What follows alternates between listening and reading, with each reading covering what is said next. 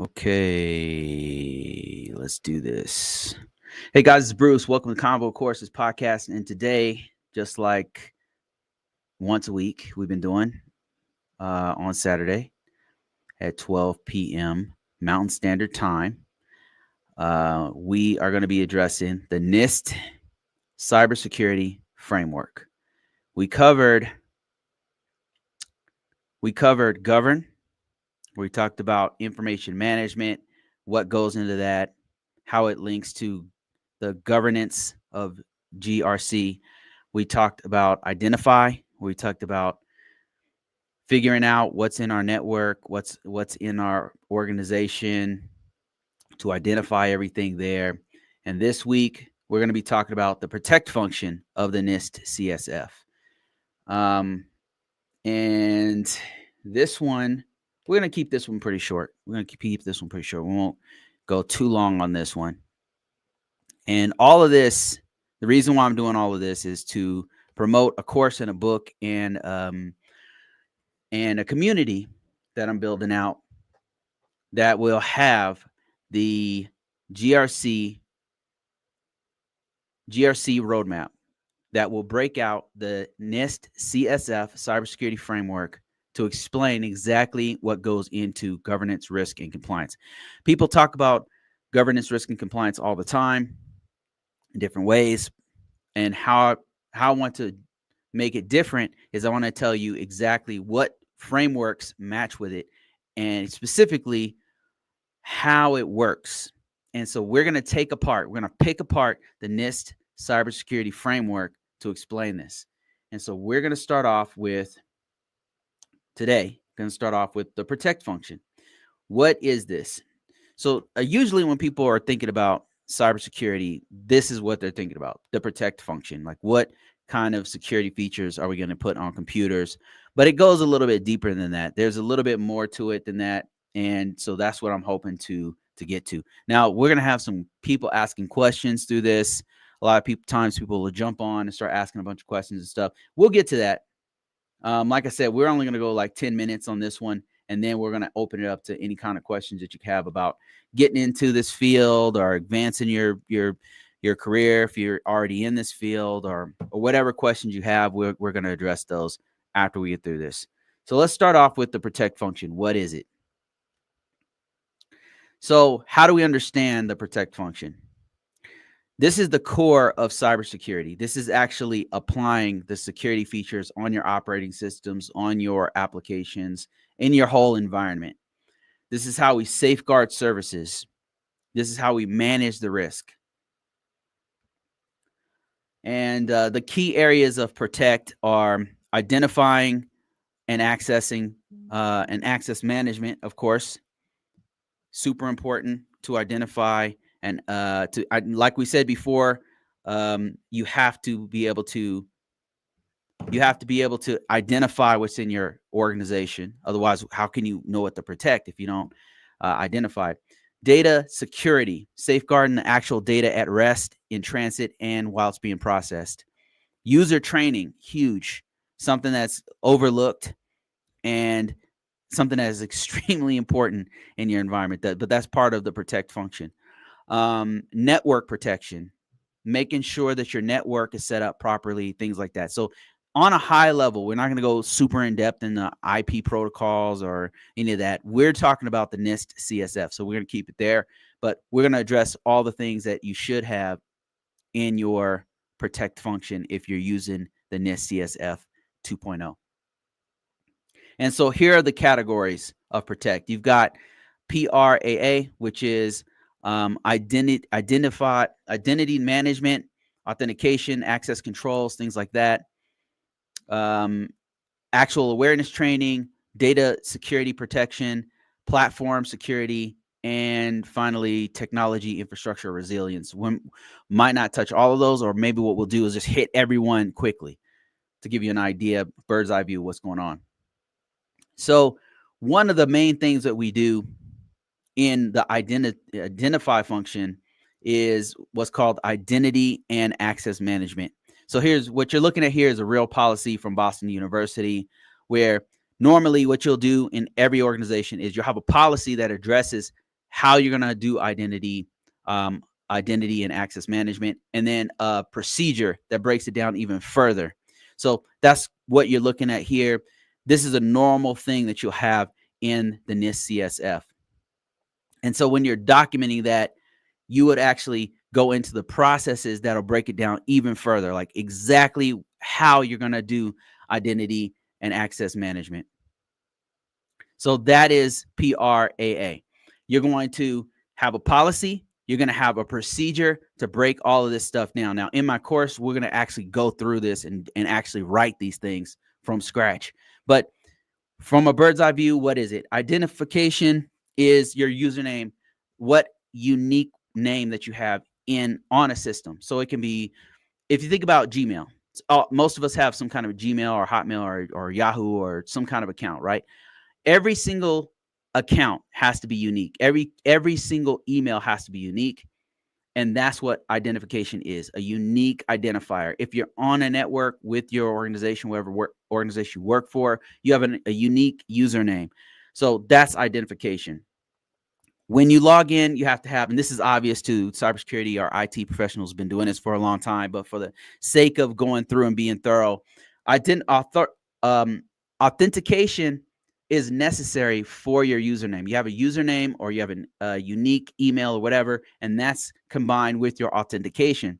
Now, authentication can be a password, it can be a PIN number, it can be a token, it can be biometrics, it can be, you can have multi-factor authentication, but all of these things will be done in the PRAA, identity and access management function. So AA1 is addressing managing the actual identities and credentials. So this is your username. It could be an email. It could be, there's all kinds of ways you can have unique identifiers.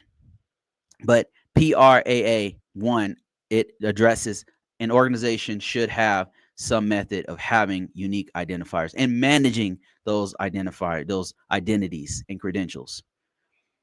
And then 2 gets into proofing and credentials and binding the proof of who you are with the credentials itself. So this is something that's kind of done in the back end. Whenever you go to a new job, when they're going through like making sure you are who you say you are, they're asking for your birth certificate or they're asking for your national ID card or your passport or whatever. They're trying to prove who you are. And then once they have the evidence of who you are, they're going to map that to the credentials they're going to give you. So that's all that's all about is identity, proofing, and credential binding. Authentication methods. We kind of already glanced on this, but this is strong passwords, multi-factor authentication, biometrics, you name it. It could be a fob that has I remember one place I worked at, we had an RSA key, like a little fob, and it automatically would change the code. You would have to use that to sign into your VPN, into your system.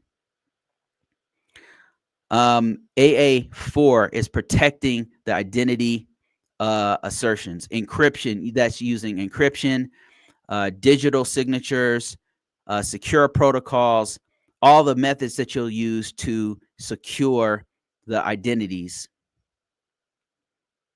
And then getting into access control. So access controls is huge.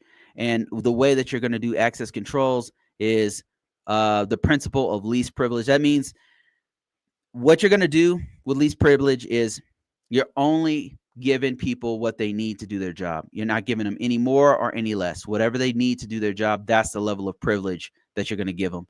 And that's done through role-based access, meaning if your role is a system admin on Linux systems, you'll have a role specific to that, and you'll have the privileges that you need to do that particular thing. And if you got assigned to do Microsoft systems, maybe you don't have access to those because your role is a Linux admin, so you only would have access to those things. Maybe you're just a normal user and you only needs right to your local laptop. So in that case, your role would be attached to that particular role. So these access roles and privileges are supposed to be reviewed on a regular basis, and that's going to be a part of PRAA 5 access control. You'll see the same thing in the NIST 800. You'll see the same thing in PCI DSS. You'll see the same thing. Access control is super important to cybersecurity, to the protect function for the NIST Cybersecurity Framework. And this all maps together. You're like, this stuff will be, it's like after a while, it's like a broken record, because you're hearing the same concepts with different names. PRAA 6, physical access control, super important. Thing is, if you can physically touch any system, you can control it, or you can manipulate it, or you can disrupt it. Even if you have, if you find somebody's iPhone and you can physically have it in your hands, and they dropped it on the ground at the skating rink or whatever, you pick it up and you might think, well, it's encrypted. How are they going to get in? Well, they could break it.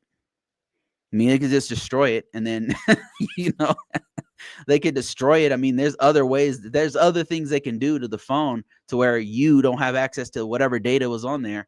So if they have access to a server where you can take it apart and then take out the RAM and take out the hard drive and stuff like that, maybe the hard drive's encrypted, but you can still just destroy it, And God forbid you didn't encrypt it, because then they have access to all the data on there, because there's forensics tools you can use to extract all the data. So physical access is super important, controlling the physical access, and that's PRAA 6, physical access control. Secure entry positions, visitor logs, biometrics when people come into the facility, having restricted areas, having areas that have access controls on them, physical access controls. That's what we're talking about. So that is also a part of the protect function. And you'll see this in NIST 800. It's called PE controls. PCI DSS has a variant of that. So all robust security frameworks and regulations all will mention physical security, because if you have physical access to a system, you can do whatever. You can disrupt it at the very least. All right. AT controls. This one slept on quite a bit especially at some medium-sized organizations.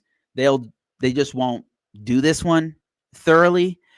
And it's really important to have awareness training.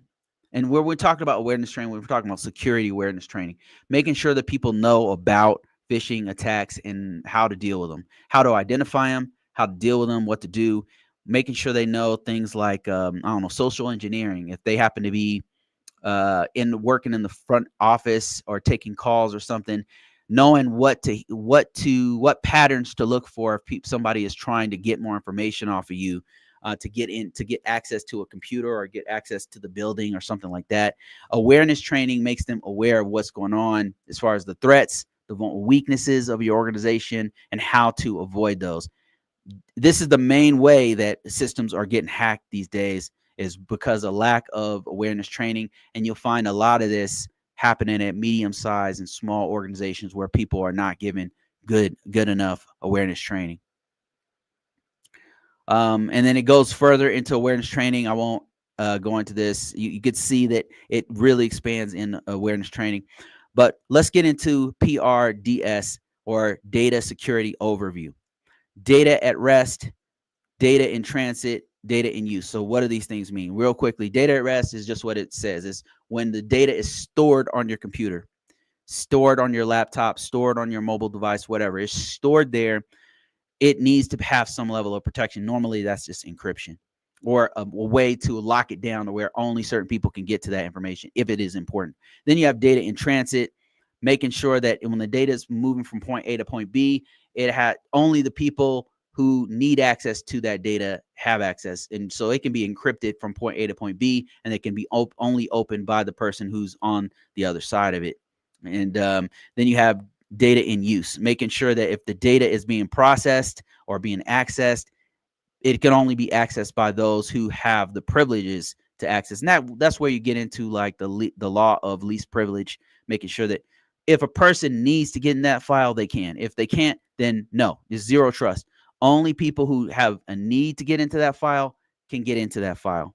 So that's data in use, data at rest, data in transit, and I think backups kind of speak for itself. But these are PRDS is data security, and that's very important in your whole structure, because backups gets into recovery and restoring your system and all that kind of. So it kind of maps to a whole bunch of other things when you're talking about overall data security. Super important. And before I go on any further, you guys should know that book that I put out that's actually right now on Amazon. Link is in bio. Link is in description. Or you can just go to my website and you'll find the link there. The book is now 99 cents. I'm looking for reviews. That's why it's so cheap. It will not be 99 cents for long. So if you got it for free, awesome. Good for you. Now it's been increased. And it's going to keep increasing until, I'm going to get some reviews on it. And then it just goes up to the regular price. Now I do have some other things, like if you follow me, if you're on my newsletter, I'll give out free stuff all the time. So, you don't have to be worried of these things I'm talking about. Like I'll give these things to you for free from time to time. Okay, let's get back into this. All right, so DSS protecting data encryption. Okay, we already talked about that. Data in transit. So DS just goes through each one of the types of data, how you protect each one. So we'll just go through these. Now let's get to platform security. So configuration, man, this one is super important. This one is baseline security. This is making sure you're following the life cycle of the software, making sure if the operating system is end of life, you're tracking it and you're doing something. And you have a process to deal with software and hardware, and you're monitoring the systems. This is platform security. And the overview is making sure that just giving you a bird's eye view of all these things together. But very quickly, we'll go through these. So configuration security. This is, like I said in previous podcasts, this one right here is difficult because one thing that's been very consistent from one organization to another is how hard it is to do this particular item, which is configuration management, the baseline. This one's difficult to do because software is constantly in this cycle of birth and death. Like you have different versions of software that are coming and going.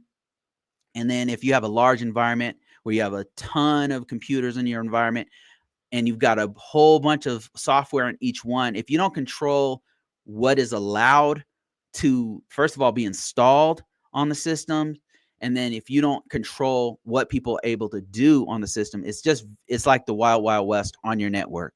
And it's really difficult to control if you don't do configuration management. What does that mean specifically? That means a baseline. A baseline means we only allow people to have this kind of hardware. We only buy HP. I'm just giving examples. HP and Dell. That's it. Nope. We don't purchase Lenovo. We don't purchase Gateway. We only purchase two types of systems. Why would you do that? Why would you limit hardware? Think about it. And I'm sure some of you guys already know what's up. But the reason why you would do that is because, number one, it's just if you have a whole bunch of different types of laptops, just hardware, we're just talking about hardware, it's harder for your help desk to actually keep up and keep track of all of those different types of hardware issues that will come up, because an HP, even though pretty much all the same form factor, right? Like you still, all of them have the same RAM, have the same storage. But then when you get right down to it, HP might only use Seagate hardware, and they mean storage devices. And then those Seagate storage devices have a life cycle of 3 years. And so they're going out every 3 years. Those are going out. And then while your HP versus Dell versus Gateway, they might be using a whole nother type of hard drives that have their own life cycle. So there's different physical security issues. There's different hardware security issues, not even security issues, just manufacturing issues that each one of those types of systems has. And it might be the monitors have different issues. It might be the NIC card has issues. So what baseline means is we're only going to get this type of hardware. but it also applies especially to software. It means we only allow you to do this version of these types of software, and people can't just willy-nilly download and use whatever they want. We have a specific baseline, and we're going to stick with that. Every computer should look just like this or as close to this as possible. We have a baseline. It's like, think of it like if you're making cookies and you have like a cookie mold, and it just goes and just makes the same cookie over and over again. And each one has the same number of chocolate chips in it. Like you have the same thing. So that way, if you're doing 1,000 of them, you know how to manage it effectively. But if each one is different kinds of cookies with a different mold, it's way too hard to manage it. Change management is a huge part of that. Change management means like systems are always changing. Like let's say you did go with a Dell system throughout your whole network, and you are only using Windows 10. Well, Windows 10 is out of here. So Windows 11 is coming. So you would have to have a change management meeting to figure out, okay, look, we've got 3,000 systems. We've got to change these systems. How are we going to do it? And how are we going to roll these out? And who is it going to affect? Because some people, they can't get those. They can't use the new Windows 11 system. They're on Linux or whatever, So you would have to have a change management. Systems are changing. Software is changing on a continuous basis. And speaking of continuous basis, that's why you have to have monitoring on the hardware, the software, the network infrastructure, on all of the stuff, but specifically on the baseline. And that means if there's changes, it goes to a meeting. If you know that there's a huge change coming, you're monitoring those changes. So configuration management is one of the biggest pieces of this whole thing. And if you understand this one, everything else kind of comes together. Your software lifecycle management, you're doing your version control, your patching, end of life. All that makes sense when you tie that into configuration management. And that's the same thing with your hardware life cycle as well. Doing maintenance on it, keeping track of inventory. Those all go into maintaining your baseline. But if all these things are done effectively, it makes everybody's life easier. It makes the actual IT department life easier. It makes the actual guys on the ground doing the hard work, your HR department, your C-level execs. Everybody has what they're supposed to have.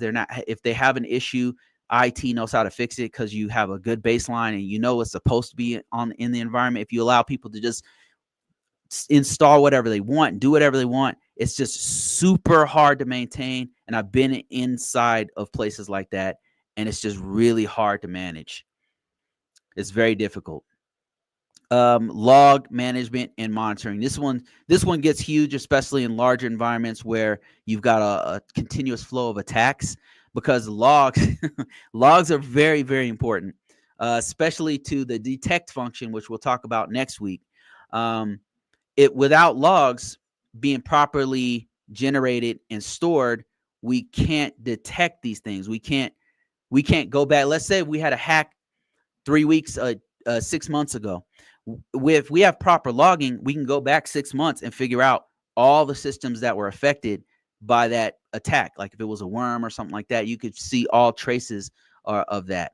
So that's why log management is super important to the PR function. Software installation control, we kind of talked about that. And the thing is, we're going to go through all this stuff much deeper than this. But, this stuff is, if you just want a summary introduction to this, free right now. And also you can go to the website and it'll break it all down. You can download it, you can get all this stuff. But if you want a guy who's been working with this for a long time to walk you through and do some of this stuff, that's what we're going to be doing when the course comes out. And that's, the book goes into much greater detail than I'm going here. It ties in other frameworks and things like that. So it goes in a little bit more detail than I'm going into now. I should probably talk a little bit about this one, which is technology infrastructure resilience. And we kind of touched on this just a little bit. Network protection, safeguarding the network. This is the infrastructure as a whole. The infrastructure is the network, it's the environmental protections, it's the resilience planning, This is what infrastructure resilience is all about. Making sure, for example, that only authorized people are getting on the network, and then how you go about doing that. Environmental protections, not only the physical security, but making sure that the systems are not in a place where they're getting too hot. I remember we were working in when I was working in the Middle East, we had systems that would sometimes be overheated because it was hard to keep those systems cool, and sometimes sand would get in there. Like we had to make sure that the environment that those systems were in were cool enough and were clean enough to where we could continue to process data in a secure fashion. So the actual environment is something you don't think about until you get in an environment that's extremely cold or extremely wet or humid or extremely hot. And environment is important to the actual to the data, believe it or not. And so that's what this one gets into. It gets into the network segmentation, access controls on the network, monitoring the network on a regular basis. This is PR.IR1, network protection. And normally you have like a very comprehensive network diagrams that go from a high level all the way to a detailed level. So all of us are on the same page with how to monitor and how it's segmented and all that kind of stuff. But that gets into the network protection. The environment, like we said, environmental, climate control, having physical security, having a data backup. If you work in a place that's extremely humid, you'll have certain issues that happen that you don't see in a place that's extremely dry and arid. Those are completely different environments, but climate control, super important. Power backups, also important. Okay, let's see. I think that's about it for this. Next week, we'll get into, we'll do a summary of the detect function, I believe is next. Yeah, detect function. And that one I have some experience with myself, having worked in as a cybersecurity analyst. So I could talk a little bit about that one. So I've got some folks in here. I see you guys' questions. I'm not ignoring you. Thank you guys for joining. I appreciate everybody. Shout out to Professor Black Ops, my man. If you guys did not know, I'm gonna let you know right now on TikTok, on Facebook, on LinkedIn, everywhere. Professor Black Ops is the truth. Like, this is a person who I personally follow. People ask me, like, who do you watch? Who do you follow? Professor Black Ops is one of those people. He's on YouTube. He talks. The reason why I like him is because he's in this space. He's doing the work, and not everybody who has the chops are actually talking and who are doing the work. You get a lot of influencers who are real smart and bright, but they're not doing the work. They're not working in the field. So Professor Black Ops is doing the work for the government. And so when he's speaking, I'm like, he's saying things that I'm like, exactly. And then he's tying AWS into the NIST 800. So go ahead and check out Professor Black Ops. Shout out Professor Black Ops. Thank you for joining me. I appreciate you. We got to do another live one of these days, man. I really love that. I really enjoyed that. Let me see who's asking questions here. Okay, I'm gonna take some TikTok items first. Let me see. I'm scrolling through you guys' comments here. I'm gonna try to take the first one if I can find it. Join from your post. Oh, thank you. Appreciate it. All right, let me see here. I got a lot of there's a lot of people coming in and out of there, so I'm kind of trying to find. Okay, somebody said about to start a GRC internship very soon. How's the GRC salary average? GRC salary average is pretty good. And so don't take my word for it. Let's go to Google and I'll show you. So it depends on what field you're in, what part of the country or world you happen to be in. It's gonna be a factor in how much money you make. It is a lot of reading. He says, yeah, it's a lot of reading. It absolutely is. But let me just show you the salary range. Let's take if you worked in Virginia and you are a GRC, you are what's called an ISO. You are an ISSO. This is a GRC person who is in the federal US government. And let's say they were in Virginia. So what I'm doing is I said ISO salary range, Virginia. So you got to have a place. You got to have a title in there, and we put salary.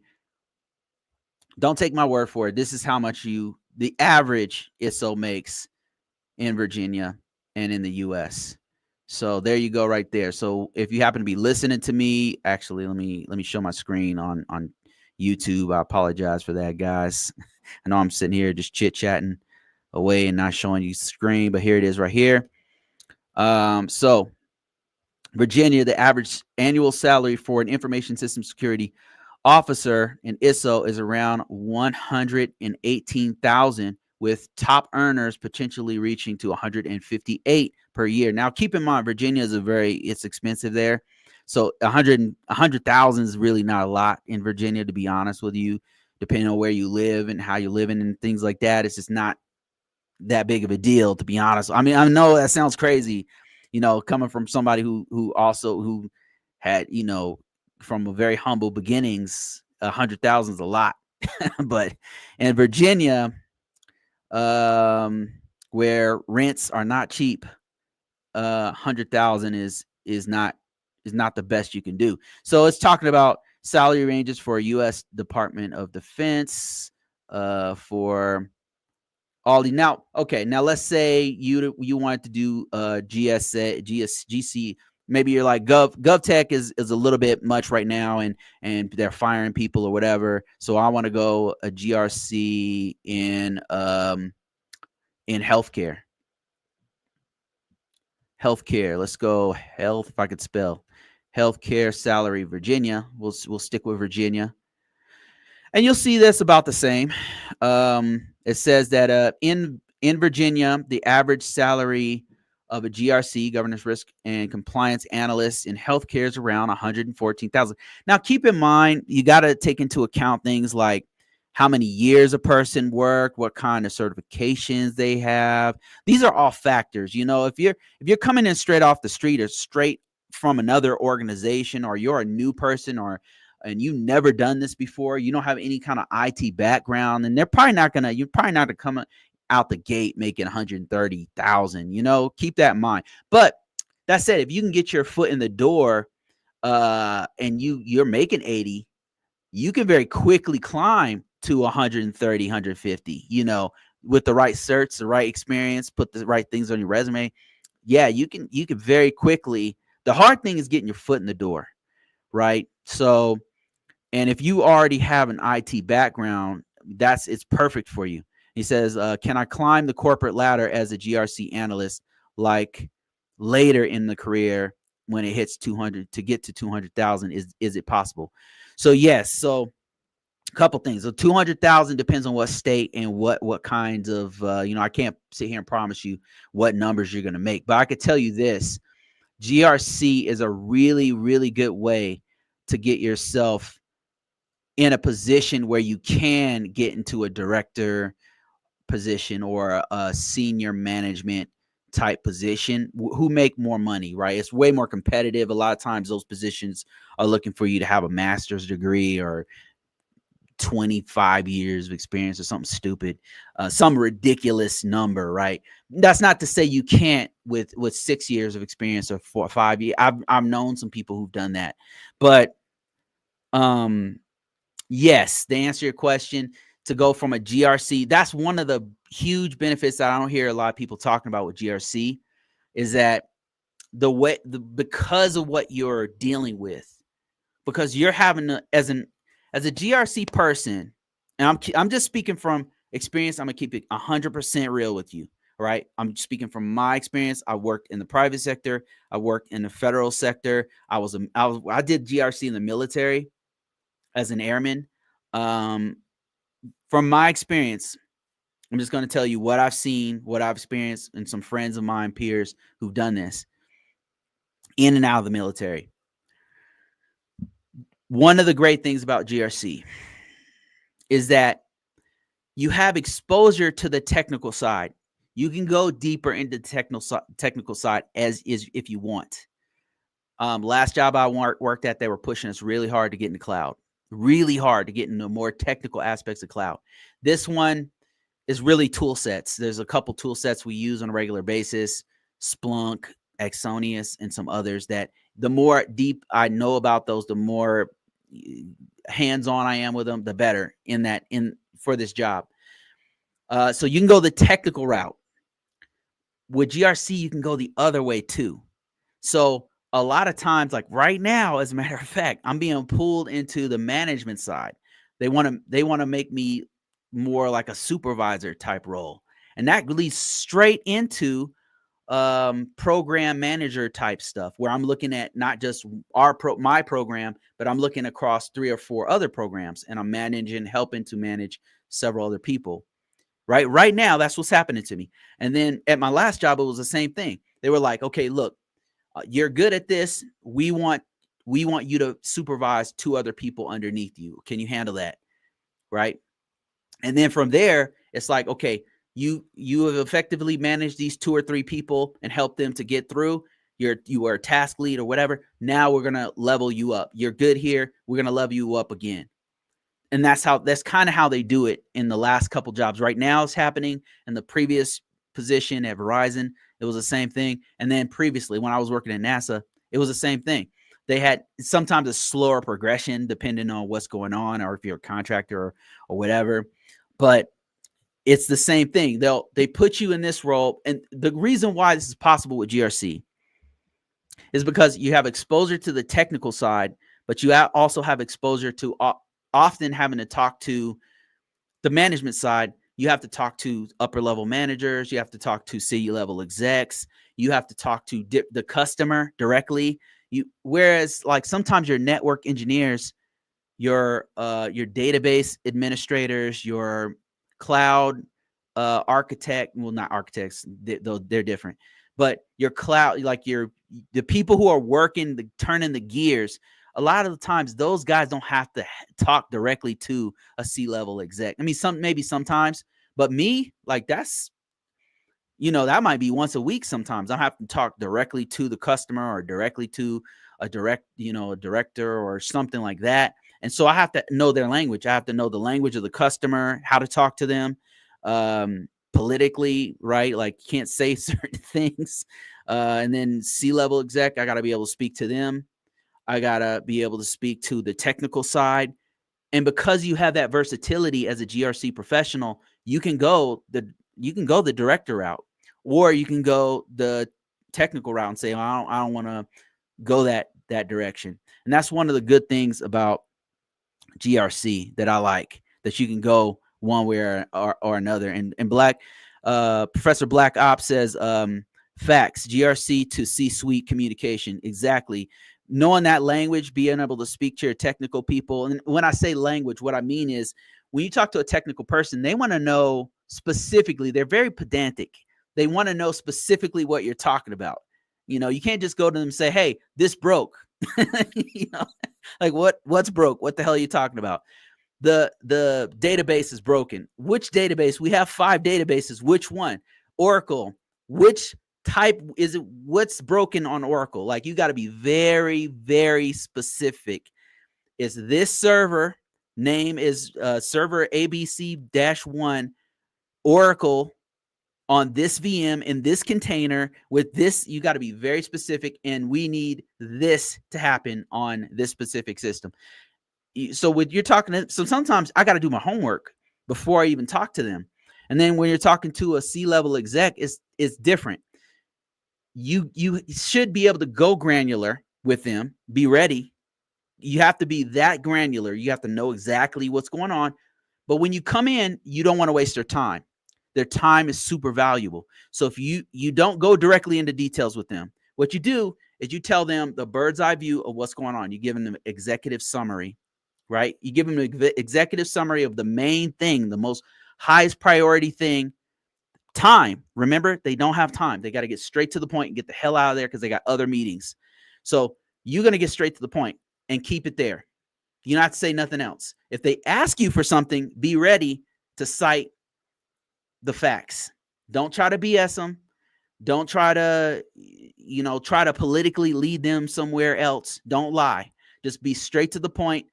Be direct. And if you can't speak, sometimes what I'll do is if something's way too technical for me, like firewalls, I'm pretty weak on firewalls. So if I need a firewall, I'll have the firewall guy there with me, ready. I'll have the Palo Alto firewall guy ready to go. And I'll tell him, I'll brief him in advance, like, hey, we're about to go talk to a C-level exec. It's a 30-minute meeting. I might need you. You don't have to say nothing. I'll speak, but I might need you to explain this rule that we have to keep in on this firewall. So just be ready.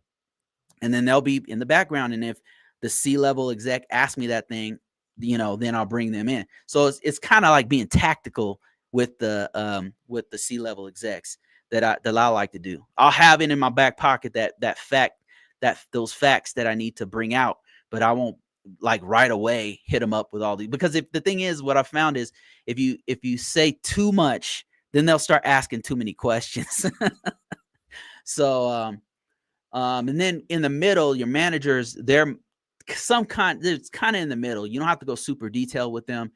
They usually have time, unlike the C-level execs, but really it's operational needs. For them, it's in the middle. Like, you want to tell them what's going on and what resources you need to do your job. And time frames are really important to them. We need to get it done. We're going to have it done by estimated completion date of this day. They love to hear that kind of stuff. But here's what I need. Here's our blockers. What you want to do with the managers, the language is making sure they don't get blindsided with stuff. So that's kind of what I mean by language. You got to know, like, what does each person need and how do I address those things?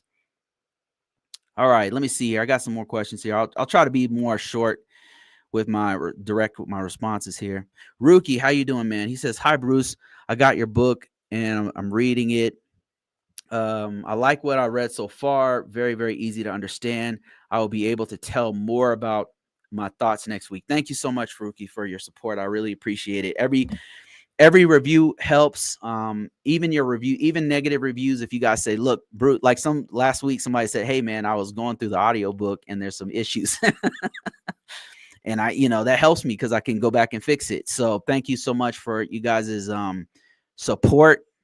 It's really helpful to get this community support and help me as an author to get better, help me as a creator to get better.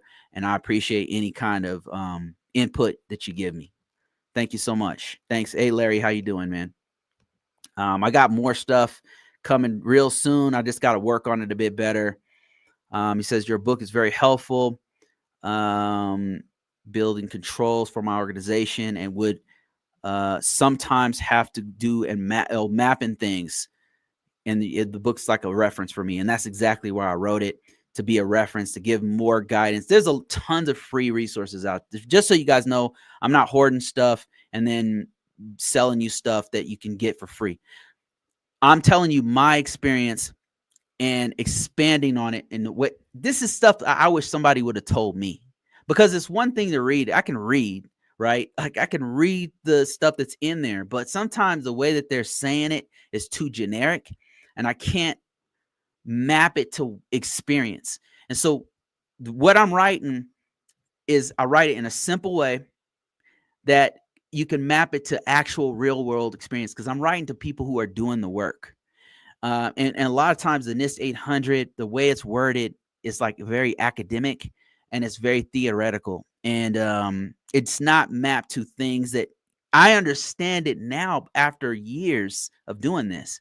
But when I first read it, I'm like, what are they talking about?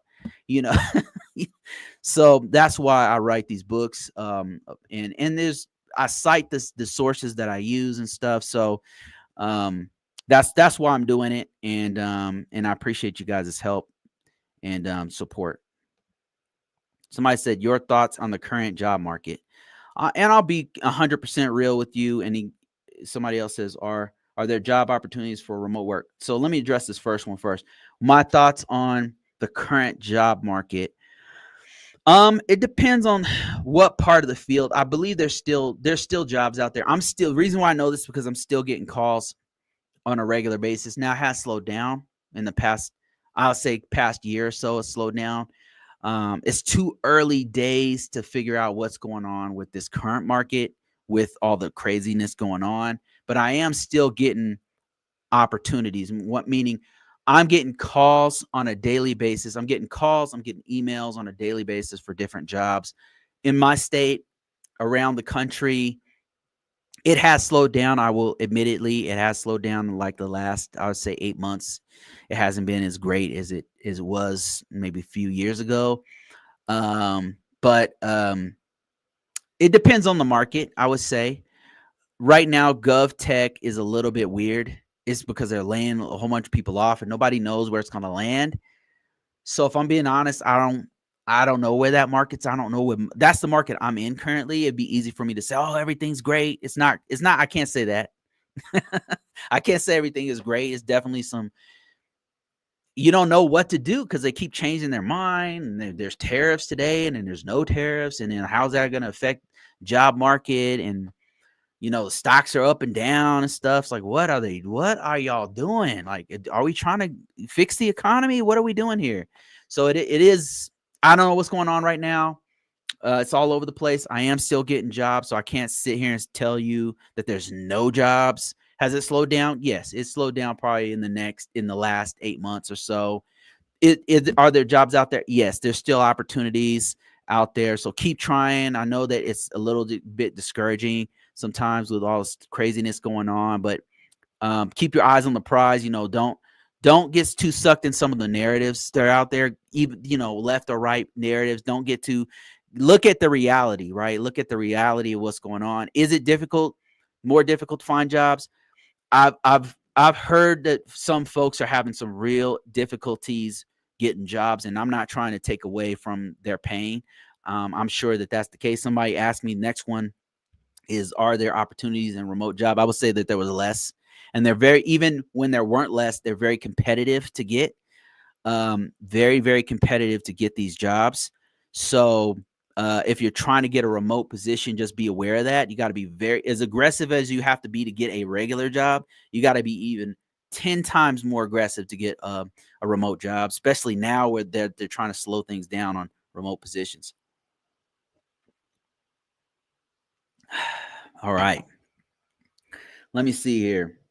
Another question said, thanks for answering all my questions, man. Much appreciated. Internship this Monday. Any advice? Oh, man, congrats. First of all, congrats on your internship. This is going to kick down a lot of doors for you. GRC is it's been an incredible field for me. It's changed my life. It's helped my family. It's the job market, regardless of who's in power, has been amazing for me, because I have a versatile skill set. And that's another thing that GRC gives you, is if you can get in the door. I've got the technical side and I've got the big picture cybersecurity management side. And when you have all those things together, you find that you are very, very valuable in many different scenarios. I've got very technical jobs contacting me, and I've got the opposite. I've got the full range of management all the way to technical, because I have exposure to project management tools that they use and some of the techniques. I've got access to technical tools for pen testing, for scanning, that's the kind of diverse skill set that is going to make it so that you're good in any kind of environment, in any kind of economy, no matter who's in office, no matter what's going on, you're still getting cream of the crop type opportunities. So congratulations. Any kind of advice, I would advise you to, once you get in, blow their mind to where not only do they want you, they need you. Come in there with the intent to destroy. Come in there, give extra hours, learn everything, listen more than you speak, and realize that one real huge thing that took me many years as a cybersecurity to learn is that it's all of our job to do cybersecurity. I know it's corny. They say it all the time on those stupid posters and stuff. It sounds like propaganda, but that's the truth. It's everybody's job. It's not just yours. I used to have this idea that cybersecurity was like the world was on my shoulders and I was always stressed out, but that's not it. It only takes one person to click the wrong link to compromise the whole network. Everybody has to take some responsibility for security. As a GRC person, you're more like a reporter. You're more like you're not an enforcer so much as a reporter. Now, people from on high, the directors or whoever is telling you, hey, nobody is supposed to go on these websites, period, right? And if they're telling you to let everybody know that, then that's what you're doing. You're saying, hey, according to the policy cited here, nobody's allowed to go to these websites, and here's why. And that's it. And this is coming. It's not coming from me. It's coming from the policy overall. So that was one thing that once I learned it, once I accepted it, it took the weight off my shoulders. This is not a one-person job. This is not just you who's holding the floodgates to keep all security out. It's everybody's job. So just keep that in mind. Professor Black Ops says the NIST 853R5 is a dry read. It's a super hard. Saying it's a dry read is an understatement. Is an understatement. And then that one, and the even worse is FSMA. It's hard to get through that. And then he says, Professor Black Ops says, remote work is brutal out here. Yeah, it is. It's much more. It's much harder to get now. During COVID, it was open season. I guess, am I not supposed to say that word? I don't know. During the that period of time, everybody was getting remote jobs because that's kind of all there was out there. But now they're kind of closing the doors on it a bit. And now with this new administration, even government work they're shutting all those ones down. So as far as remote work, it's getting much harder to do. I'm still working remotely. That said, I still see remote jobs, but they are very difficult. They're very if this is your first rodeo show, if you're trying to get your foot in the door, I'm being honest with you, I would not even think about a remote job right now. Not if you're trying to really get in this space and make some real money.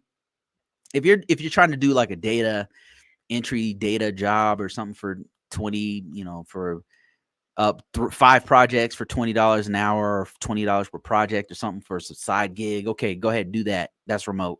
But if you're trying to get in this field and get upwards of 80, 65, 80, 100,000, you're going to have to work in the office for some time in this environment. I suspect that the pendulum will swing the other direction, where they'll go back to remote work when they understand how important remote work is and how much money it saves.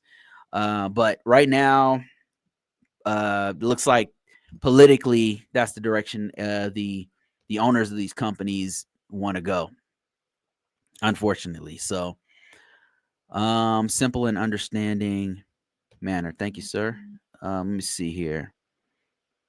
Okay, I got a question here. Preston says, hey, Bruce, thanks for all the videos. That helped out a lot. I'm a junior information system security officer. I'm in a junior information security officer position for a little over 2 years, but unfortunately the contract came to an end and I have been having trouble finding a job. This is my specialty. I'm going to show you what I do. It's been working. All right. So, Preston, I'm going to show you what I do. So, number one, you need an ATS style resume. Now, if you don't know what that is, you can Google it, or you can go to ConvoCourses.com and go look for my free resume. Just download it. Get my resume. It's for free. It's an ATS style resume. It's nothing special, man. It's not. It doesn't look good. It's pretty. I guess maybe I've been looking at it so long. It's not special, but for some reason, it's been getting me jobs for years and years and years.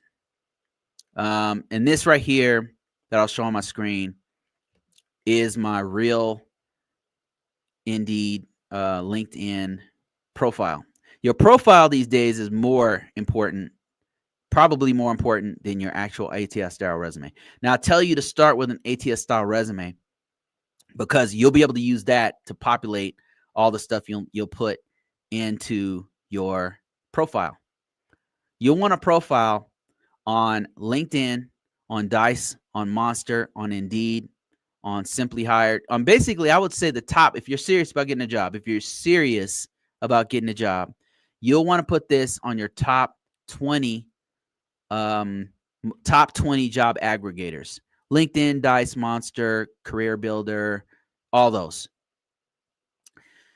ATS style resume, what you want to do is put as many keywords as possible for whatever field you're going in. Now, you said you are a ISSO, so you can actually copy a lot of stuff that's on my resume. But here's another thing you can do. You can actually go to my real profile. Now, I'm going to show you some other profiles you can check out, but mine has a bunch of keywords. I put a bunch of systems I use, techniques, all of these things recruiters are looking for. And this is why every day I'm getting job opportunities.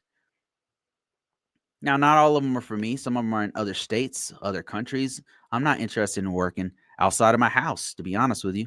But look at this. Mapped security control policies to NIST 853, NIST CSF, CIS controls, ISO 27001 frameworks. So all this type of keywords I'm putting in here is what recruiters are looking for. You want to sprinkle this kind of stuff throughout your entire resume. Look at this. Cybersecurity threat and intelligence analyst, worked using open source and commercial intelligence tools. Keywords, impact statements. That's what I'm doing in my resume and in my profile. You want to do this. You want to be extremely aggressive about it, to the point where it's just ridiculous. I mean, look at this. This is just completely saturated with all kinds of keywords. Now, you'll know what the keywords are in your particular field and whatever your subject matter expertise are, because it's not going to be the same for every field. If you're trying to be a pen tester or an ethical hacker or something, you're going to put things like, I don't know, MITRE, whatever, attack framework or something. You'll put Kali Linux, OSCP or PC, whatever it's called. You'll put, NCAT and stuff like that. You'll have a completely different set of specialties inside of your profile. Another thing you can do, besides downloading my resume, looking at my resume, is this. You can do this. Type in ISO, and let's put cybersecurity. ISO cybersecurity. This is just one keyword. There's many other things you can do. If we go people, you'll see a bunch of other badass ISSOs. And the reason why I know they're badass, because they're coming up number one.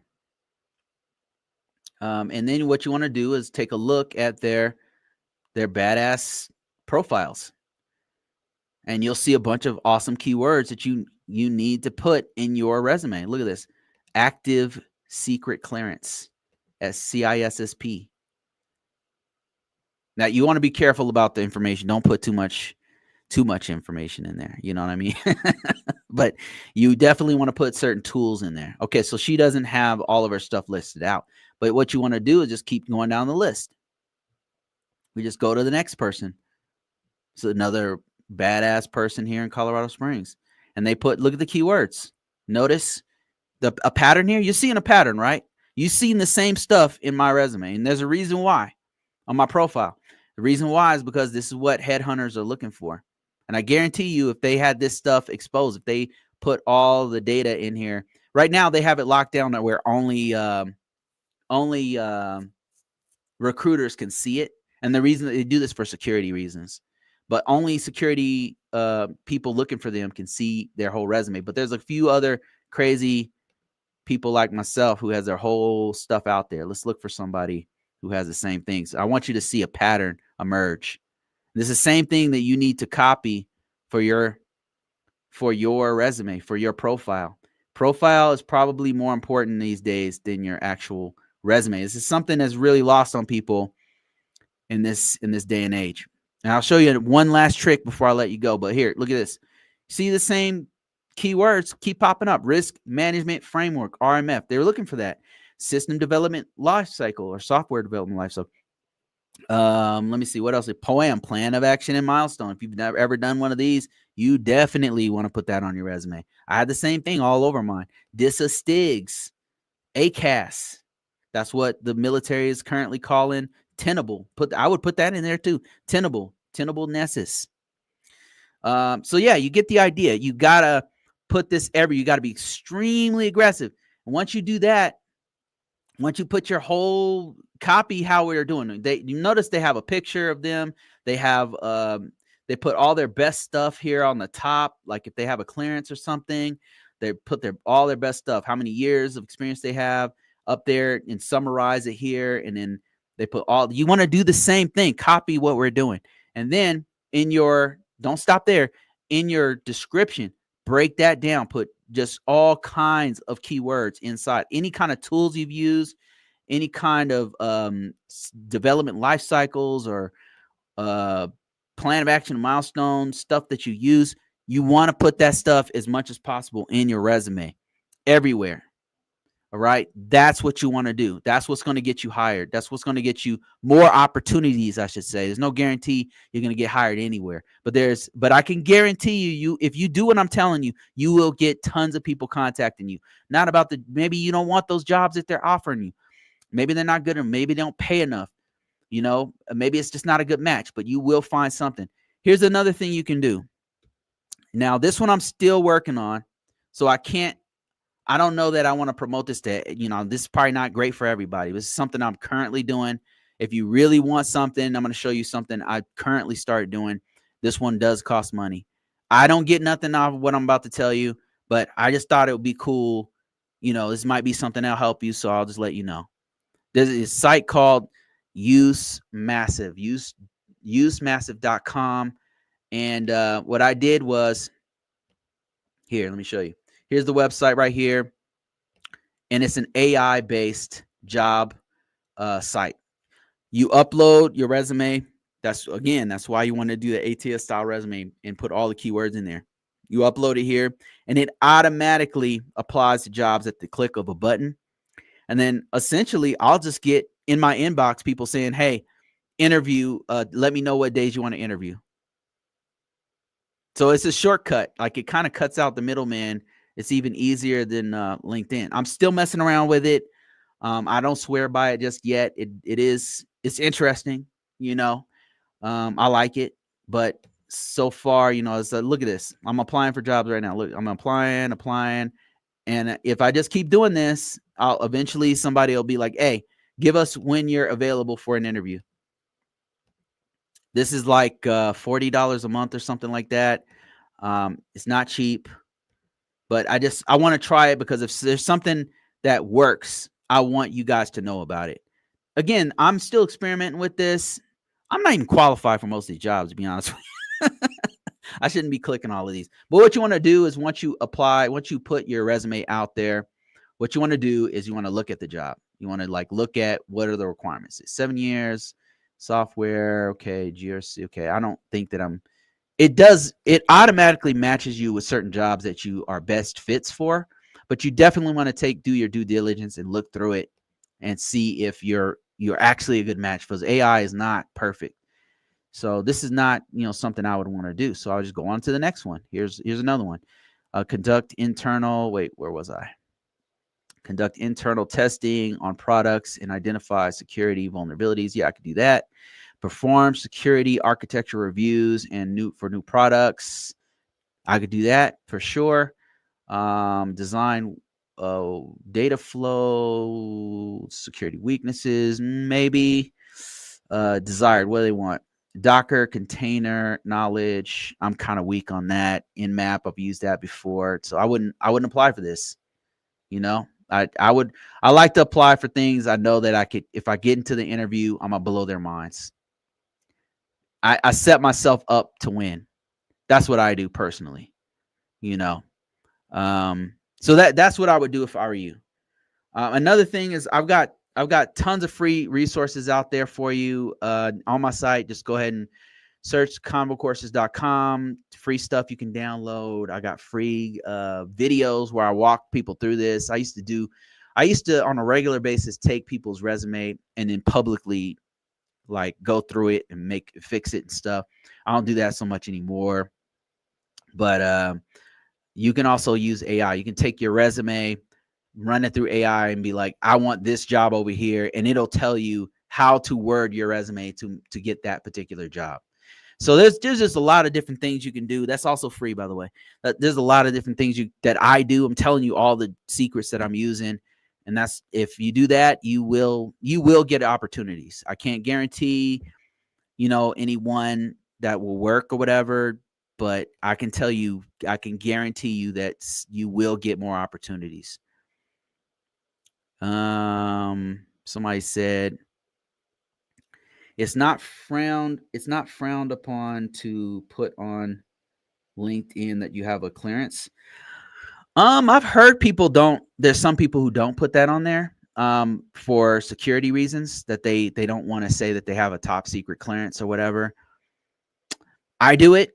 If I have a clearance, I'll put it on there, but I can see why people would not want to. I understand why they say that, but I'm out here trying to survive. Like, what do you want me to do? You know what I mean? Like, if I have a clearance, I'm going to put it on there. I got to feed my family. You know what I mean? Like, how much security do we need? I mean, I don't put my real name on there. I'm so paranoid. This is not my real name.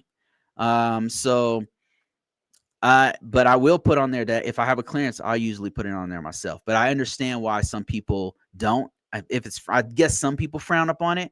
But if I want recruiters to see me and I have a clearance, I need to tell them that. So I personally do it, but I can see why people do frown upon it. Somebody said, I got an internship for GRC and an IAM for the summer. What should I expect? How do I make the most of it? Learn as much as you possibly can. Just like I was telling my man over here, learn as much as you can. Absorb as much as you can. Make sure you document everything that you're doing. This is another thing I didn't tell the other guy. Document everything you're doing, because you will forget all these awesome tools that they're going to teach you. You're going to forget some of the techniques. Like if they teach you how to do a plan of action, a milestone, or an action plan, understand how it's done and then document it, because you want to put this on your resume and on your profile that you have experience in the organization to do it. Another thing is document everything, the tools. Okay, skill sets. Any kind of skills that you are actually doing is gold. Any kind of experience, hands-on, get as much as you can. If you can work extra, if they will allow you to work extra hours, they will allow you to stay overtime, not paid overtime. I'm talking about, look, the experience is better than the money that you're going to get right now. All the experience that you're going to get will make you way more money in the future than any dollar amount they can put on an hour. So if you can volunteer to work extra time, then do it, because all of that time, everything that you're learning, that you're documenting, all the skills that they're teaching you hands-on, it could possibly double whatever you're making now, double or triple whatever you're making now. Just experience putting it on your resume. So work as many hours for free if you can. So that's what I would tell you. The things that you want to learn are the exposure to frameworks, how frameworks work. Like when they start telling you about NIST 853 or NIST CSF Cybersecurity Framework or PCI DSS or HIPAA or whatever framework or rule or regulation, those frameworks apply to an organization. In the application of those things, that is what you really want to learn. The tools that you use to do the work, also awesome. So learn as much as you can. Do free work if they allow you to. Stay long hours. Everything you're doing is going to be worth its weight in gold. Let me see. I heard it's IT auditing. Hopefully it's not mad boring. Man, if it doesn't matter if it's boring or not, all that boredom is going to make you money.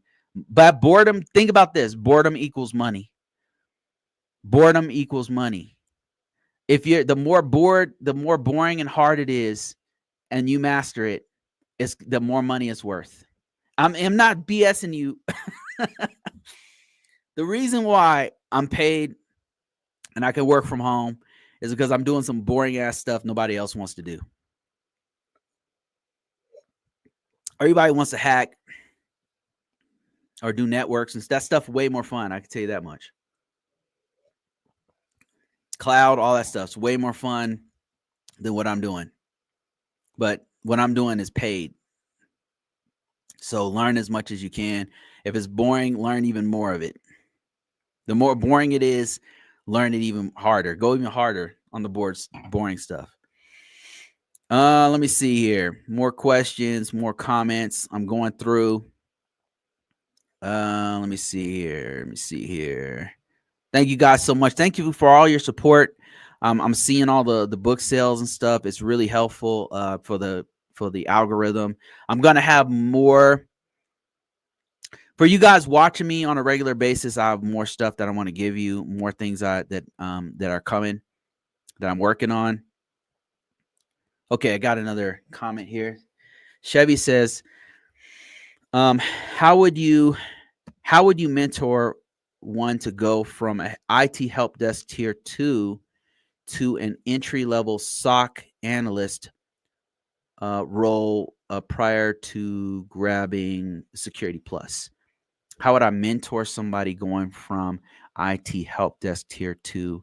Okay, so what I would do if I was mentoring somebody who was going from IT help desk tier 2s, first of all, I'll tell you how valuable your work is. I mean, a lot of times on the help desk, this is coming from somebody who started on the help desk.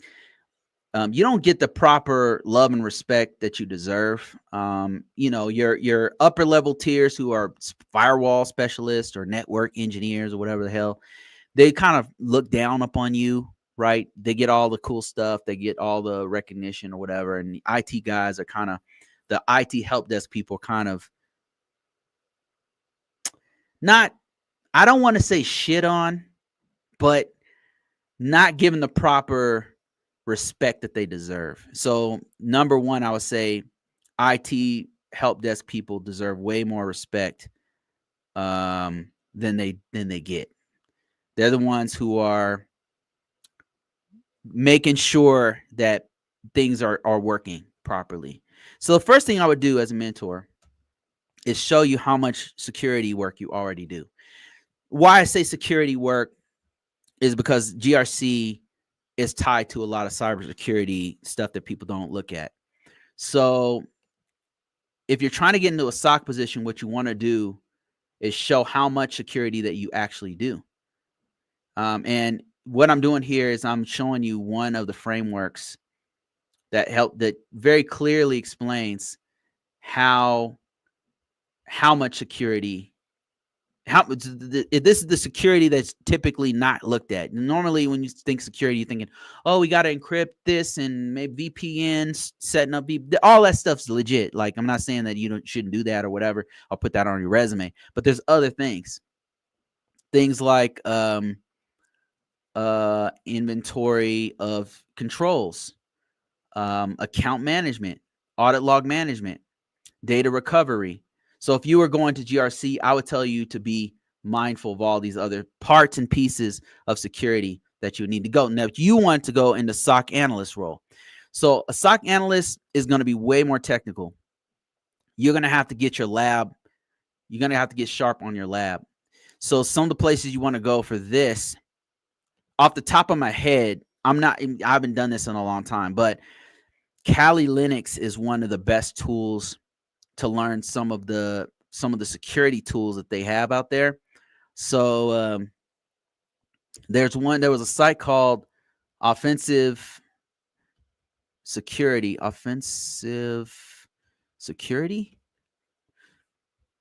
and they have a bunch of awesome training resources and downloadables. And I used to come here all the time back when it was Backtrack, long ass time ago.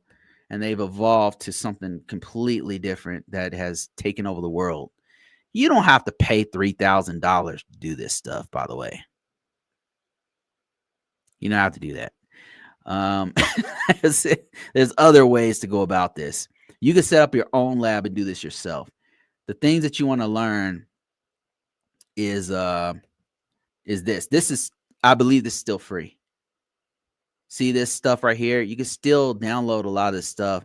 This is what I used to do when I was really into this. I would download a virtual machine and I would run this on my local system. I would use VMware. That was my virtual machine of choice. These days, you can do even more stuff. They've got virtual machines you could use on AWS has them. Azure has it. I don't know that you could. I'm not sure how much hacking tools you can put on those, but you can do this on your own local machine with VMware and VirtualBox. Download on your local machine, right? Just going through downloading it and making it work is going to be something you're going to learn a whole bunch of technical things that most 99.9% of the world don't know or don't want to know. And then start hacking on your own system. Once you get the virtualization set up, you can set up 2 different virtualization. This is what I used to do. And then I would have a virtualization on my system where I have a virtualized operating system, where Windows 10 or whatever, and then I have a virtualized instance of Kali Linux, and then I would use Kali Linux to attack the other one. And then what I was doing is learning how to go through the logs. What does it look like when you're attacking somebody in the logs? How do you turn the logs on? How do you manage the logs properly so it doesn't overflow the system? Those are the kinds of things you want to learn. And they have a ton of resources and documentation on offensive security. That's a really good one. Another place where they have great resources is the SANS.org. Has a bunch of great documents, great resources for you to learn. SANS.org. If you go to, how do you get there? You got fine training. There also have some expensive ass training, but there's also some stuff on here for free that you can go through. SANS has they're the guys who have the GCIH, the GCIA, and a bunch of other forensics tools that you can go ahead and try. Another certification that you could probably look into that people frown upon, but it's still pretty dope, is EC Council. CEH is going to show you a lot of the tools that you're going to use that attack tools, and the methodologies of hackers and things like that. What you're looking for is like, what does it look like? What, as a defender, you're going to be a SOC analyst, right? As a defender, what does it look like as an attacker? How does the attacker, what's their mindset to get into your network? And then what does it look like when they do the attack? Once you start understanding that, it makes you way more valuable to a SOC analyst in a SOC analyst type role. So I'm just encouraging you to like round out your experience. Another thing you can do is what's another resource? Hack the Box is another place where you can start learning some of the tools. And these days, depending on where you're at as far as what industry you're working in as a SOC analyst, you might have to have exposure to the MITRE ATT&CK framework. MITRE ATT&CK framework has a breakdown of tools and tactics that a hacker uses to get into your network, and then how to defend against those things. So if you're familiar with it, it's going to help you to be able to articulate how to defend against and what kinds of attacks that they might they might come at you with. So MITRE ATT&CK framework is another good one. Here's the site right here. I'm still looking for the damn site. Here it is right here, MITRE ATT&CK framework. And you'll see like different types of techniques that hackers use to get into your network. This stuff becomes important as a SOC analyst, and knowing that what hackers normally do is do reconnaissance on a network, and then what kinds of tools they use and techniques they use, active scanning, gathering victim host information, kind of getting a footprint of what's going on so they can know where to attack and then how to attack, what resources they can use to get you. And that kind of gets you in the mindset, okay, what do we need to protect to make sure that we don't have information in a public environment to where they can exploit it. So I hope that helps you. I gave you a couple of different places you can go to. That's what I would do if I was mentoring somebody. That's not my field of expertise, to be honest with you. I did it a long time ago, so I'd be a better mentor for like a GRC type stuff. Could I teach this stuff? I don't know. Maybe with a few months of going through it, I could probably get back into it. Let me see. Somebody said Google Cyber Cert or Azure Cert AZ5. I would say Azure. I would say neither one. AWS.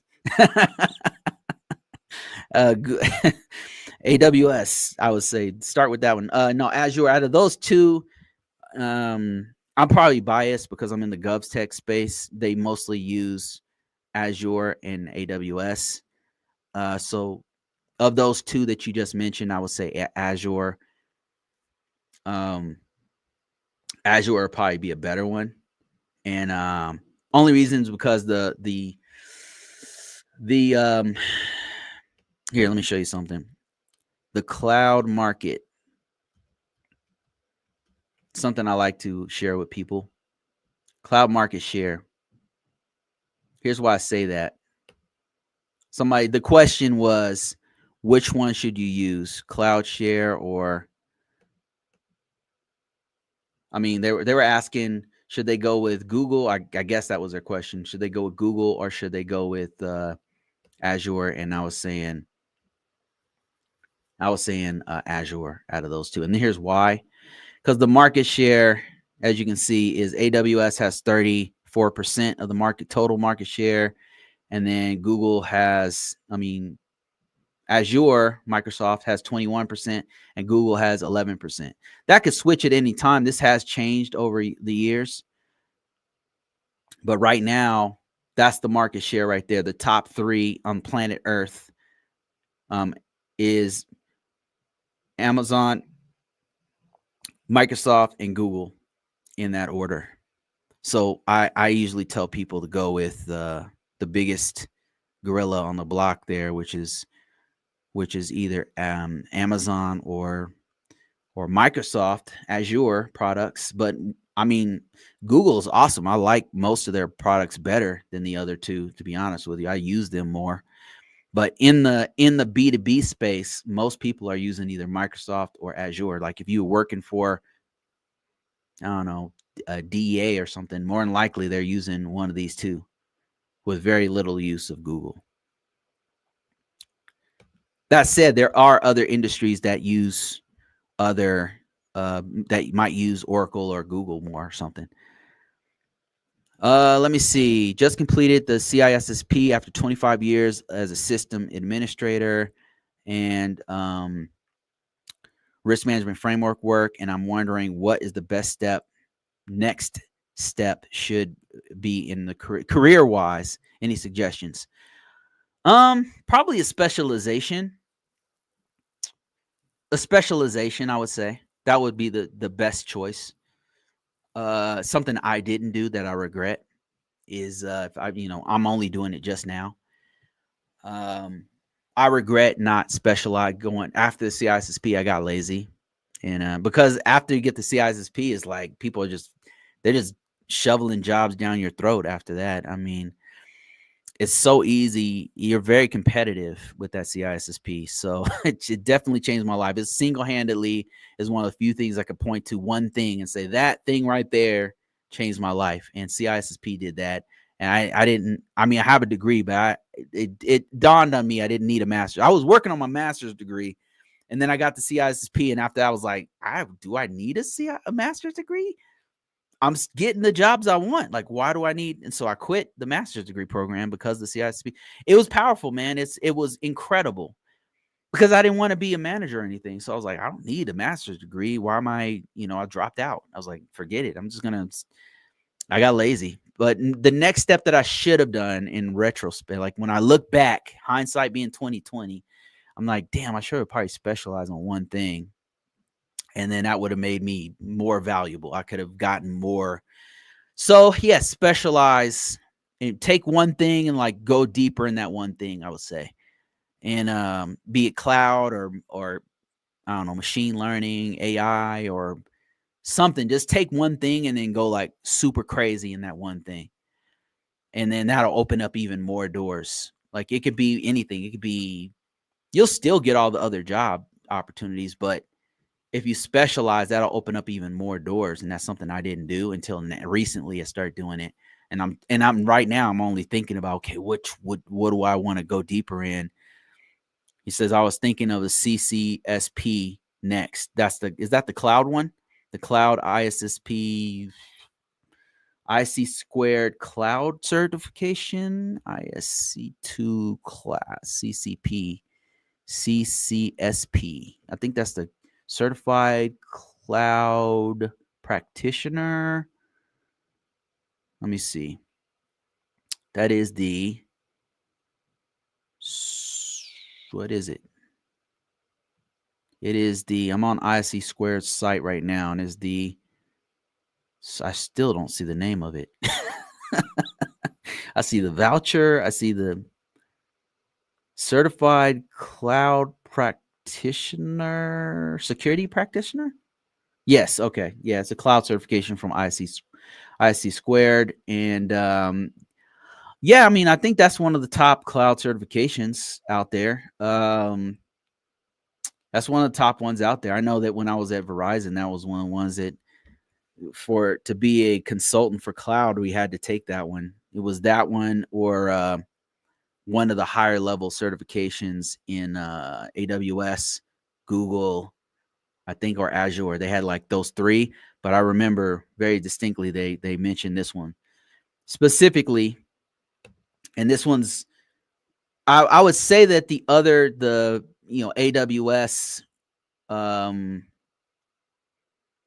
AWS or Azure is better marketability wise, but the problem with a vendor cert, as you know, is that they can at any time they could just change their mind, be like, okay, we've now gotten rid of the AWS SSA. We're gonna update it to we're gonna update it to some other vendor certs are kind of like here and gone. They like come and go. You got to update every so often because they're constantly changing the stuff. I mean, that said, I'm getting a vendor cert right now, but but the difference is that if you have ISC squared, the way I like that they'll first of all, it's vendor neutral.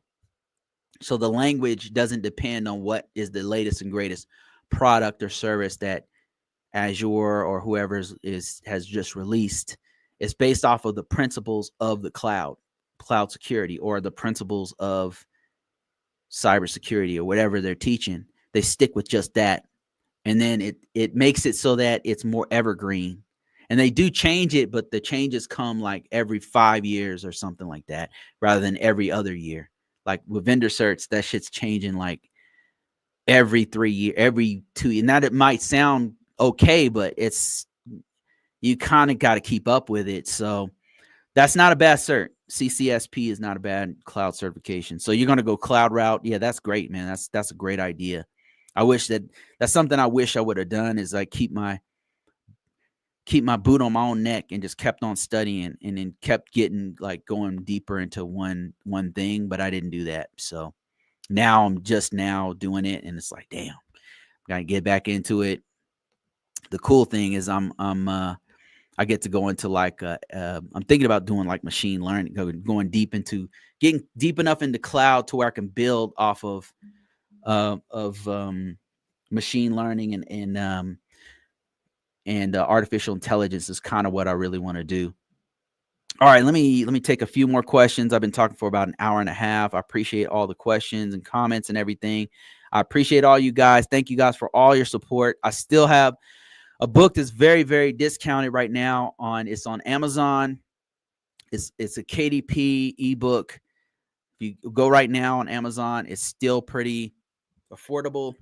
It's going to go up in price. I do this so that I can get some reviews. So if you would be so kind as to give me reviews, good, bad, or ugly, all of them help. You have some constructive criticism so I can get better as a writer, so I can give you guys, deliver better information. But also if you can give me 5 awesome stars and say this guy is awesome, then that really helps me too.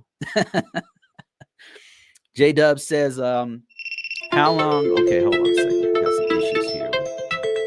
TikTok is on my damn nerves right now. Okay, there we go. J-Dub says, how are you enjoying GRC? I almost pivoted to it, but stuck it out in an analyst role and ended up at Fang.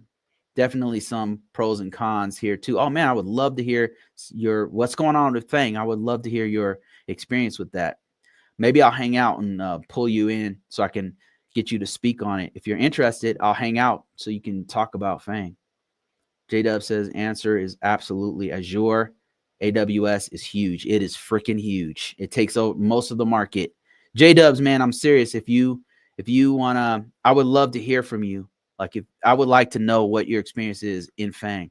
Fang, for those who don't know, it's Facebook or Meta, Apple, Amazon, or Alphabet, Netflix, Google, and I've never worked in those companies before, but I would love to hear from somebody who's been working. I just want to know your experience. Like, what is it like? Is the pay good? Do they treat you right? Are you worried about the stock market all the time? It's something I've thought about getting into. And maybe some advice on how to get into those fields, into those jobs. J-Dub. So anyway, to answer your question, he says, how am I enjoying it? It's not a question of joy. It's not really about joy, to be honest with you. It's boring. I know it really well. It's stable, I would say. I'm not enjoying it, but it's a damn good job. It's evergreen. I don't have to worry about who's in and out of office. I don't have to worry about the stock market. I don't have to. I'm chilling. If I want another job, then nobody wants to do this, so I can get another job doing it. So I've even had offers from overseas to do work. I like the stability, the work itself. As far as the work, like I really enjoy doing cybersecurity analyst work. I really like doing it, but I could see that it would burn me out. And I could see that I had to keep up because you got to constantly keep up with the technology and stuff. And I just couldn't see myself doing that into my 50s. So I went back to the GRC work. I like it. It's because it's more stable. I've thought a couple of times I've veered off the path and done something else because I got bored. But it says ISO is the easiest six figures you can make, in my opinion, man. Right. So that's what I'm saying. That's exactly what I'm talking about. It's the easiest. It's not always easy. There's some hard times, right? It's stressful, I would say, because I'll be pulled into meetings or something. There'll be people be freaking out or whatever. But you know, it's secure. I mean, I don't have to worry about the stock market, for example. I don't have to. Even whoever's in office, like they start firing people, and it's like, I'll just go somewhere else. You know, they'll still pay me 6 figures. Maybe I make more over there. So I don't enjoy it, but it's very stable, and I love that aspect of it. And now I'm a family man. You know, I've got to take care of these guys. So it's not about my joy. It's about our collective stability and anybody else I can pull up. So okay. I think that's it. I'm going through my questions here. I don't see much else. Unless J-Dubs, you want to come in here, man, I would definitely like to ask you questions about Fang. I would love to pick your brain about Fang. if you happen to still be on. And I'm looking for more questions in the meantime. And no other questions. Let me see over here. My man Larry, he says, as always, I appreciate your insight, help, and information sharing. I know you do this on your own time and have responsibilities of your own. What you provide on and off screen is appreciated and wanted to make sure that it's said publicly. Man, thanks, Larry. Thank you so much, man. You've been a huge support. And I really appreciate everything you do, man. Your comments, you have great questions. Thank you for the Liquid Death Fund. Appreciate you. As always, thank you so much. Thank everybody. Thanks everybody, man. Larry's the one who put me on to Professor Black Ops and to Will Reed, which is crazy. If you have anybody else, Larry, you want me to interview, man, just let me know. You're 2 for 2 on that. Turbo, how you doing? Have any questions before I let you guys go? I was trying to bring somebody who works for Fang in here. Somebody on TikTok said they work for Fang, and I was very interested in having an interview right here, right now on the spot, but I think they bounced. Yeah, anybody else, man? Anybody you suggest, I will. You're 2 for 2. Those guys are awesome. Okay. I have one question.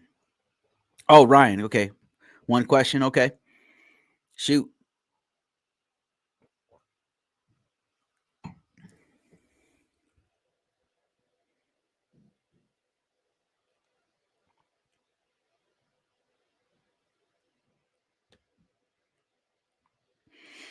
Okay. While you're queuing up that question, let me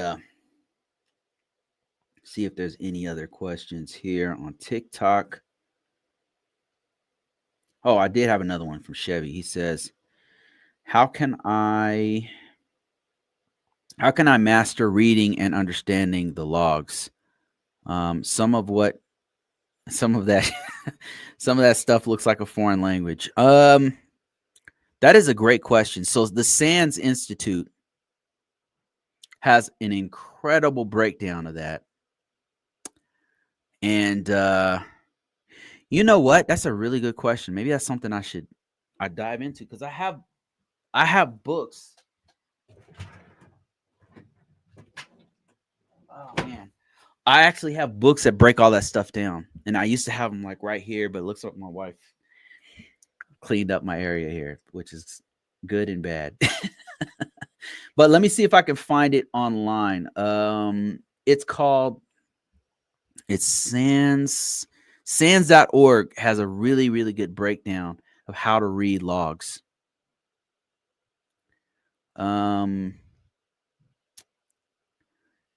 It has a really good breakdown of how to read logs, and I'm looking for org courses. Let me see.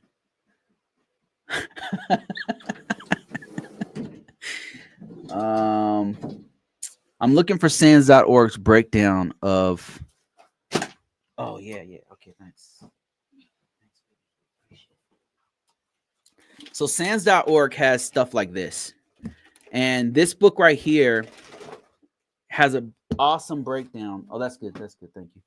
Has a really good breakdown of how to read logs. Let me see which one. Which one was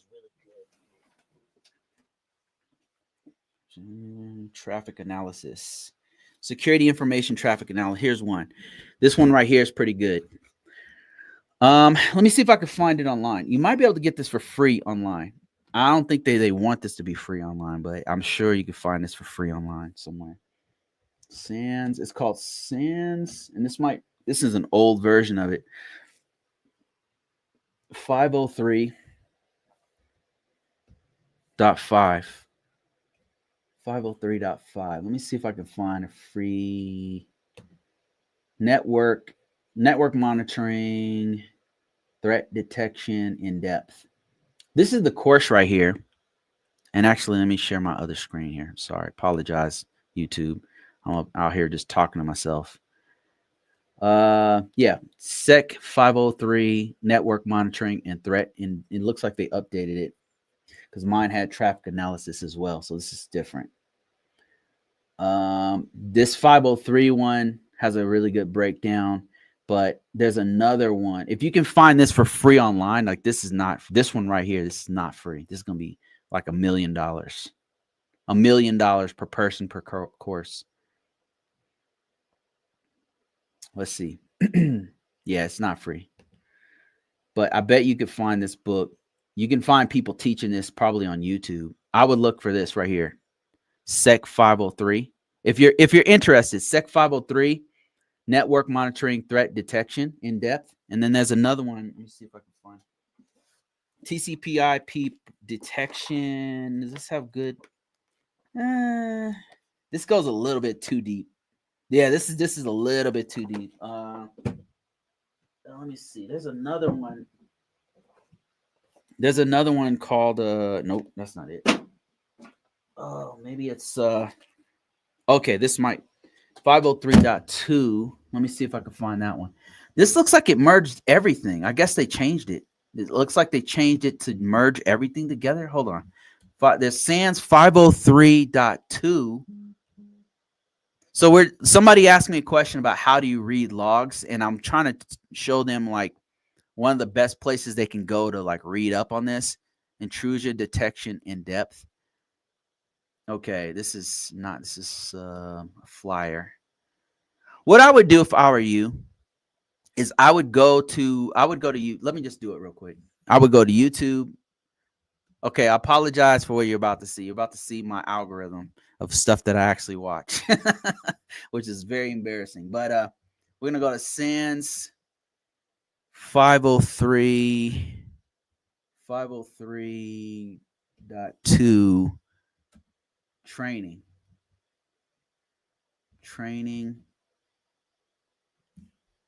And yeah, so look at this. It's free. People, there's some random real people like myself who will just talk about for an hour straight about SANS 503 for free.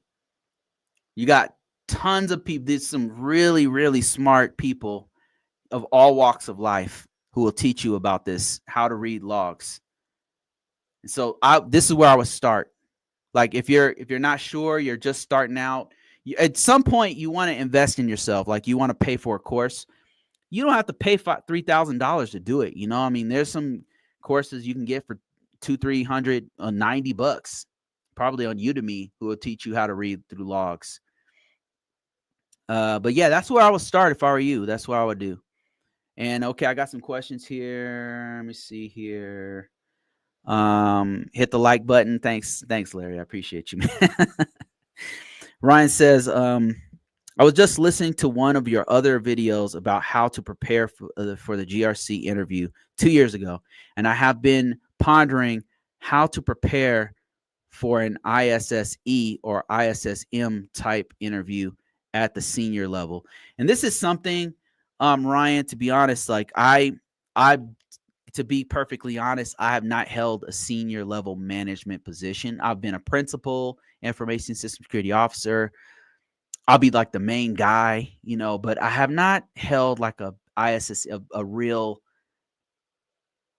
something I would qualify as a straight up ISSM. I guess I did it kind of like at Northrop. I guess I was, but I have not interviewed for it. But what I would do, I imagine that the types of questions that they would ask you would be situational questions, more on the management side of the house. So they're probably going to ask you about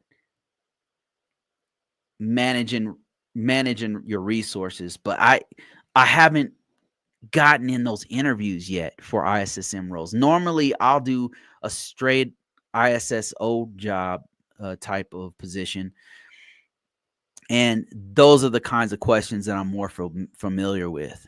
I could off the top of my, I've had those questions so many times that off the top of my head, I could tell you what kind of questions they would ask you as an ISSO.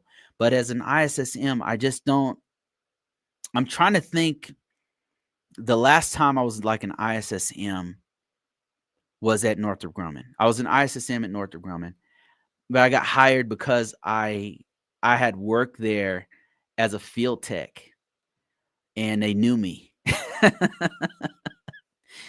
So I came in and they made me an ISSM, and the types of I could tell you what kind of questions I would ask an ISSM.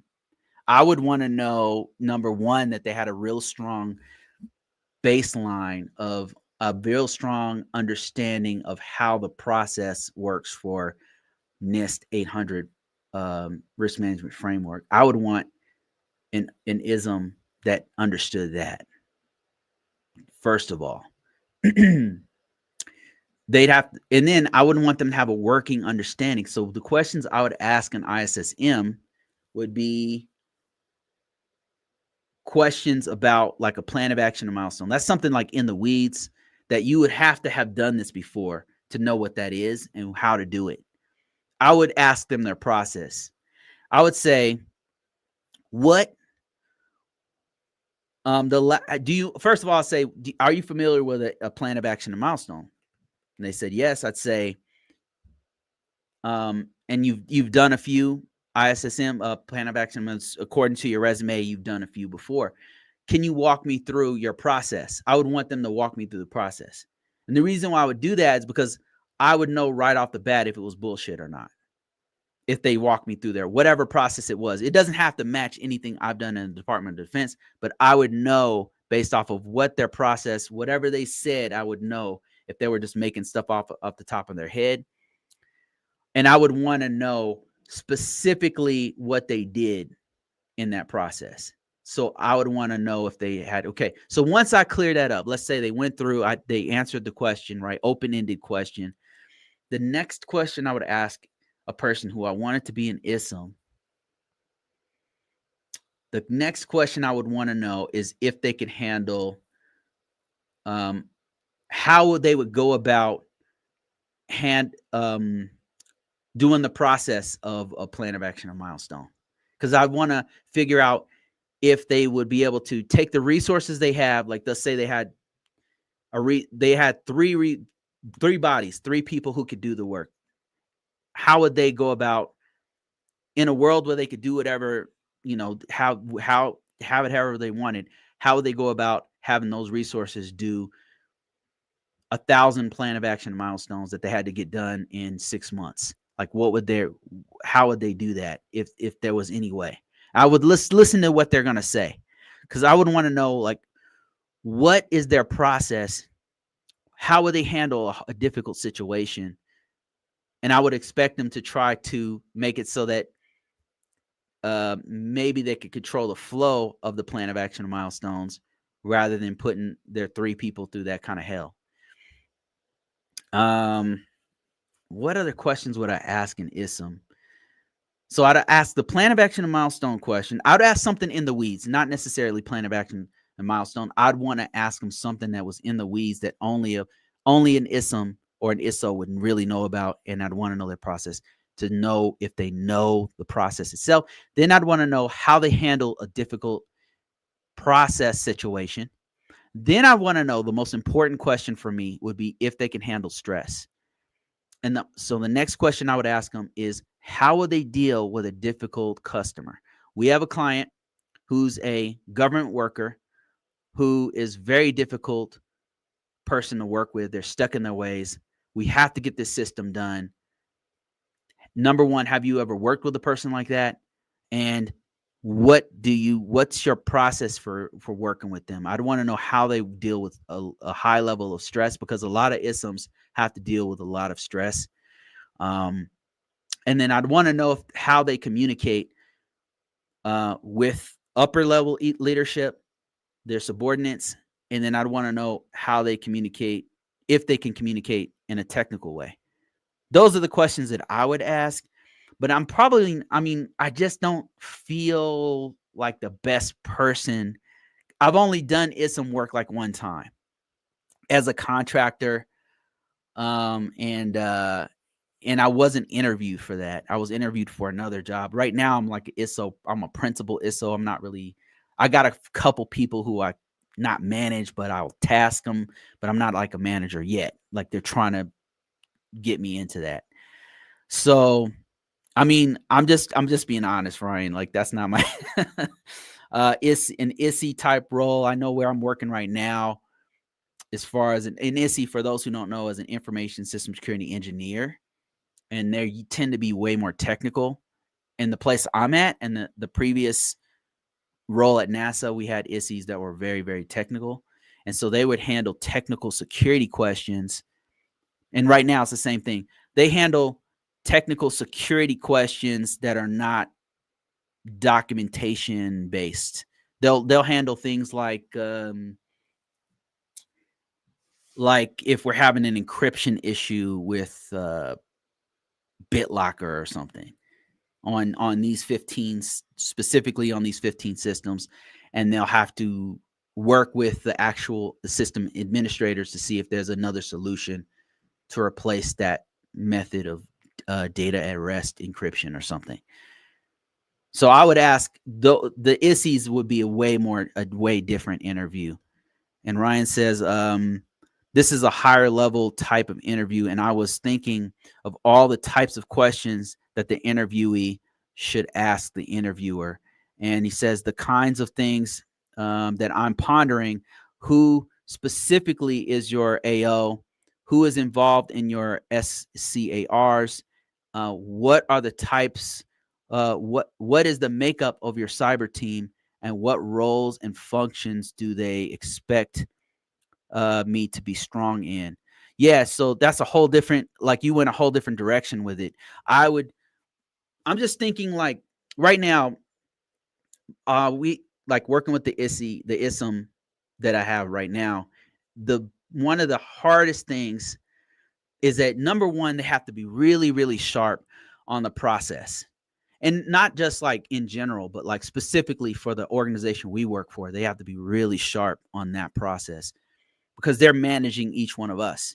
And the second thing, the biggest thing, is that they have to handle a lot of it's a huge workload. So they got to be able to be really cool and calm under stress. And those are the two things that I would really highlight. Like, how well do they know whatever framework we're using? You know, if it was PCI DSS, or if it was risk management framework, or it was NIST CSF, whatever, CMMC, whatever. I would want to know that they really know that well. So I would ask them something in the weeds. And then I'd really want to know if they can handle pressure, because those are the two main things I've noticed that ISMs usually have to deal with. That's the direction I would go with it. And then the actual in the weeds questions, you said AO. Who specifically is your AO? Yeah, that'd be a good question, because then they'd have to have known that, like what an AO is, and like how they worked with that AO, stuff like that. How involved are they with the SCARs? Yeah, those are actually also good questions. Yeah, appreciate that. That's good conversation right there that I don't normally go into. Every now and then I get some isms in here, or and I do have some work experience with it, but not much. Is everyone here already in GRC? Nope. So some people are trying to become GRCs. And what's interesting is sometimes I'll get people from different industries who want to get into GRC. And what's interesting is, if you're a teacher, what I'm telling people is like, you have exposure to some form of GRC or another. Because if you were a teacher before, FERPA, FERPA is something that it's completely different from what we do in GovTech, but it's something where you're still kind of doing the same things. You're doing confidentiality, integrity, and availability to protect your students' information. So we have different people here. We have people who have, like Ryan, who's been doing this for a very long time, coming from a military background.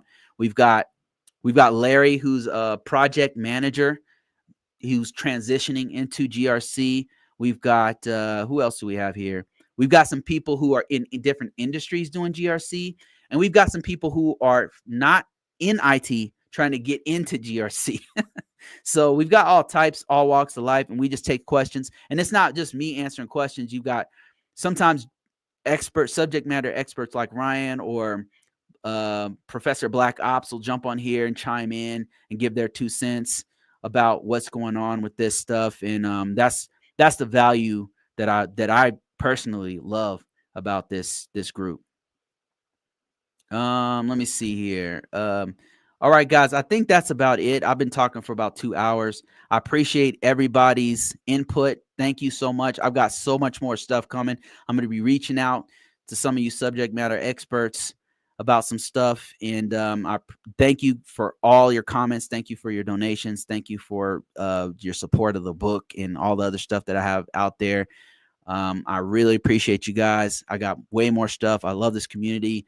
I learned so much from you guys, and I'm out of here for this week. I need to go spend time with my wife and kids. So thank you guys.